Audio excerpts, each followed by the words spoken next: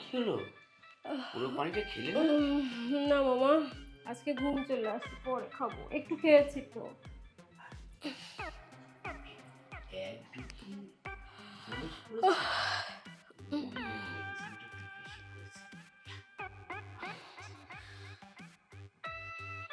ভাগ্নি ঘুমে গেলে? ভাগ্নি ঘুমে গেলে?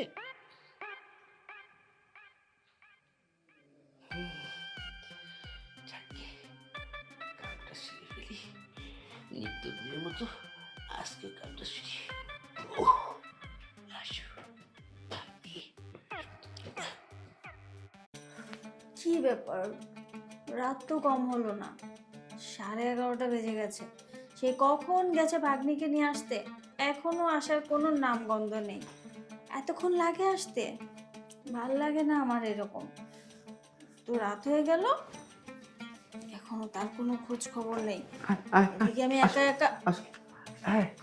এই যে তোমার আসার সময় হলো এতক্ষণে। আর বলো না, শীতের দিন না, ট্রেনে আসতে দেরি হয়েছে, তাই শিয়ালদার থেকে এই নিয়ে আসলাম বাগনিকে।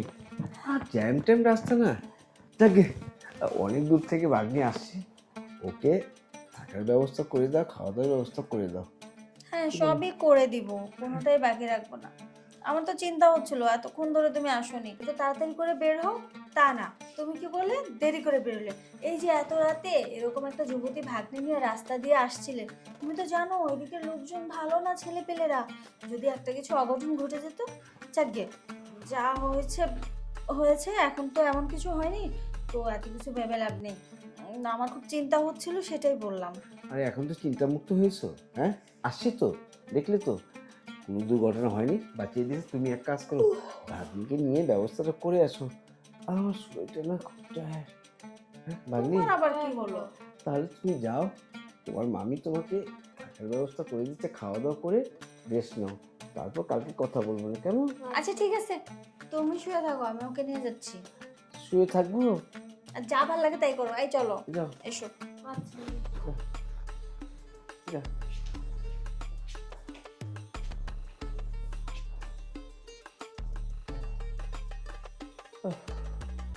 এই কলকাতা শহরে এত জানি।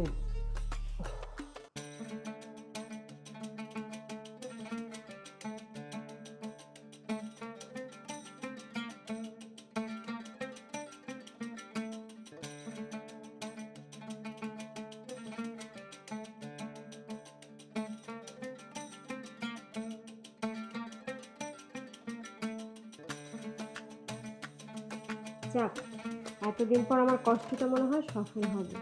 এই কবিতাটা আমার অ্যাওয়ার্ড পাবেই পাবে।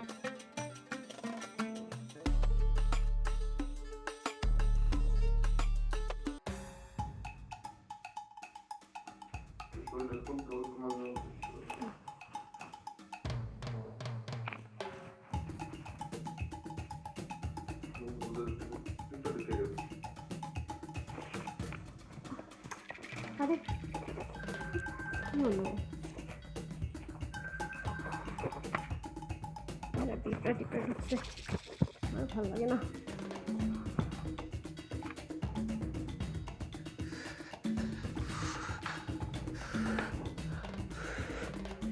কি দেখলাম, কি দেখলাম এটা?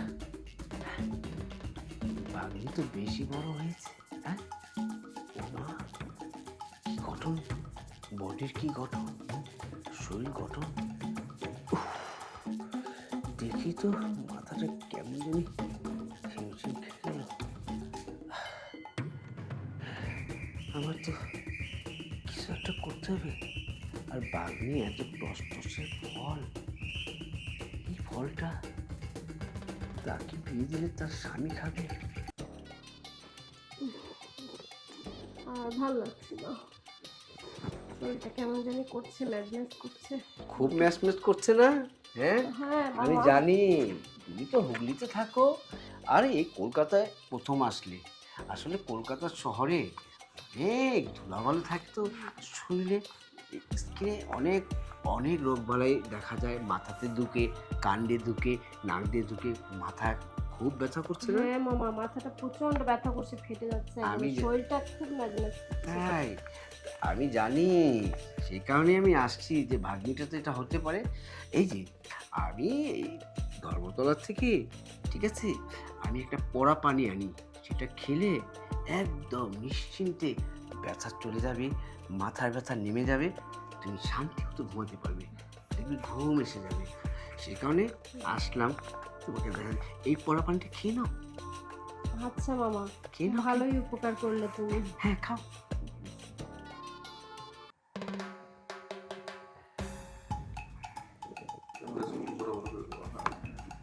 খা, পানিটা খা, খেলে ঘুমলে আমি আবার তোমাকে খেয়ে ফেলবো।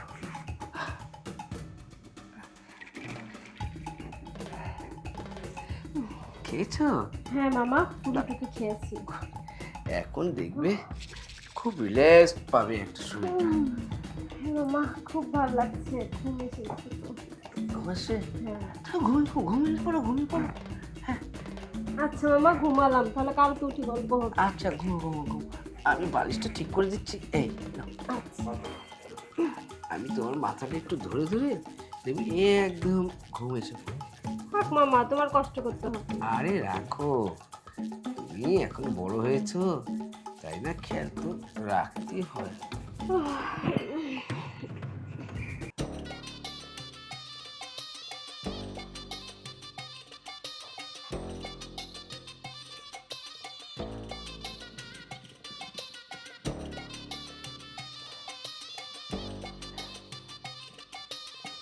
কাজ হয়েছে।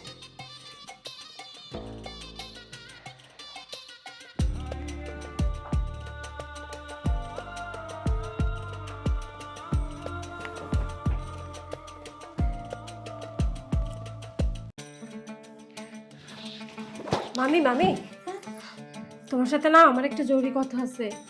কি এমন কথা, আর এরকম করে দৌড়ে এলে যে? আমার না খুব মানে কেমন জানি নার্ভাস লাগতেছে। কি হয়েছে বলো? মামি শোনো না, হুম। আমি তো প্রতি রাতে ঘুমাই, তাই না? হুম। এখন ঘুমানোর পর দেখি কি সকালে উঠে আমার গায়ে কোনো কাপড় থাকে না। ঘুমানোর পর সকালে উঠে কাপড় থাকে না? আরে ওটা তোমার মনের ভুল, হয়তো বা স্বপ্ন দেখেছো। না মামি, আমি প্রত্যেকটা দিন সকালে উঠি দেখি কি আমার গায়ে কোনো কাপড় থাকে না। কি বলে? মনে হয়। মামি মনে হয় না, আমি নিজের চোখে দেখেছি। মামি, এটা কি আবার জিন ভূতের কোনো কাজ নাকি? আরে দূর বোকা, আমাদের এই বাসায় তো কোনো জিন ভূত নেই, আমি এত বছর ধরে আছি। আর তাছাড়া জিন ভূত থাকবে কোত্থেকে? এই বাসায় তো না এসব কিচ্ছু নেই, তোমার কোথাও ভুল হচ্ছে। না মামি, আমি তোমাকে বুঝাতে পারতেছি না।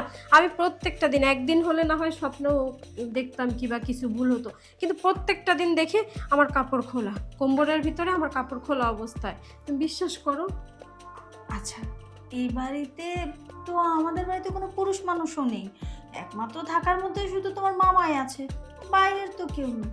আর এইরকমটা তো হওয়ারও কথা না। আচ্ছা ঠিক আছে, তুমি এক কাজ করো, তুমি আজকে ঘুমিয়ে পড়ো, আর বাকিটা আমি দেখছি। আচ্ছা মামি, দেখো কিন্তু সকালবেলা আমার আবার ওরকম হয়। তুমি চিন্তা করো না, তুমি গিয়ে শুয়ে পড়ো, বাকিটা আমি দেখে নিচ্ছি। ঠিক আছে।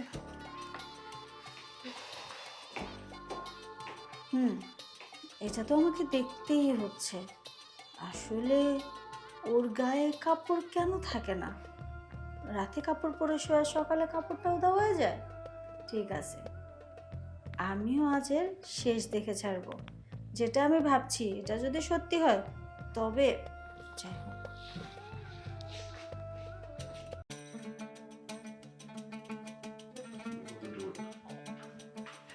ভাগ্নি, হ্যাঁ মামা। এসে বললাম, হ্যাঁ। পড়া পানিটা খেতে তো হবে। আচ্ছা, শরীর স্বাস্থ্য কেমন লাগে এখন, ভালো লাগে না? হ্যাঁ ভালো মামা। হ্যাঁ, আমি জানি এই পানিটা খেলে পড়াশোনা ভালো হয়, তারপর জ্ঞান বুদ্ধি হয়, তারপর সমস্ত শরীরে একদম ফ্রি হয়ে যায়। ঠিক আছে, নাও, খেয়ে নাও। হ্যাঁ, খেয়ে নাও, খাও।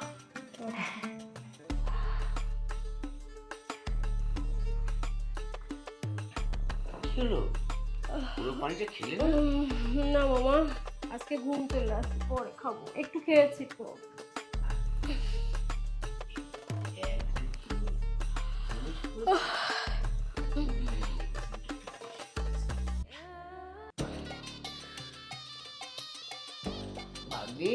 কমে গেলে, ভাগ্নি কমে গেলে।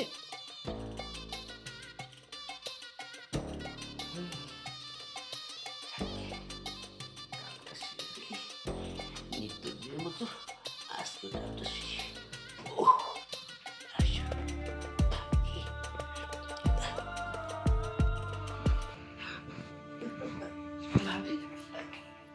ভাগ্নি, ভাগ্নি না, এই যে এদিকে আমি, ওইটা ভাগ্নি। তুমি? হ্যাঁ আমি। এই তোর মতো একটা অসভ্য অমানুষ লম্পট আমার স্বামী, ওকে বিয়ে করে এনে আমি আমার বাবার বাড়িতে রেখেছি, ঘর জামাই হিসেবে থাকিস, ঠিক আছে, সবটা মেনে নিয়েছিলাম। তোকে কি দেয়নি? আমার বাবার বাড়ির সব কিছু তো আমি তোকেই দিয়ে রাখছি। সেইখানে আমার মতো একটা বউ তোর আছে, তারপর নিজের আপন ভাগ্নি, তার সঙ্গে এরকম নোংরা কাজ করতে তোর বিবেকে বাঁধলো না? দেখেছো মামি, দেখেছো? বিশ্বাস হলো? আমি তোমাকে বলেছিলাম না, প্রত্যেকটা দিন আমি শোয়ার সময় দেখি কাপড় পরা, সকালে উঠে দেখি কাপড় খোলা। মামা, আমি তোমার আপন ভাগ্নি, তোমার একটুও ঘেন্না লাগলো না, একটুও লজ্জা লাগলো না? ছি! তুমি ঘুমামি? আমার ওই দিনই সন্দেহ হয়েছিল, আর সেইটারই অপেক্ষায় আমি ছিলাম হাতে নাতে ধরবো বলে। আর ও যখন কাল আমাকে গিয়ে কথাটা বলল, তখন আমার মাথায় পুরোটা ঠিকঠাক ভাবে ঢুকেছিল, আর সেজন্য ওকে আমি বলেছিলাম আজকে রাতে আমি দেখছি বাকিটা।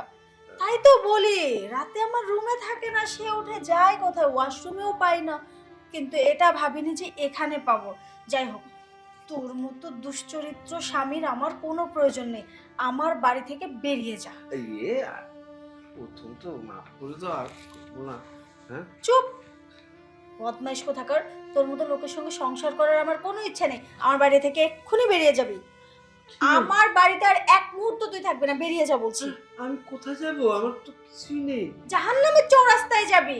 আমি কি জানি কোথায় যাবি? এটা আমার বাবার বাড়ি, এখানে শুধুমাত্র আমার জন্য তুই এতদিন থাকতে পেরেছিস, ঠিক আছে? আমি যদি থাকতে না দিতাম, এতদিন তোকে রাস্তায় থাকা লাগতো। তো আজকে সেটাই হবে, যা বেরিয়ে যা বলছি।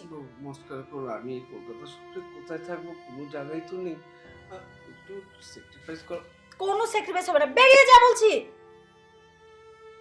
ছি মামা। কি হলো? যাচ্ছি। ছি, আপন মামা হয়ে নাকি তার ভাগ্নির সঙ্গে। তুমি কিছু মনে করো না। আমি ভাবতেও পারিনি মামি, তুমি এই বুদ্ধিটা দিলে বলে আজকে হাতে নাতে ধরা পড়লো।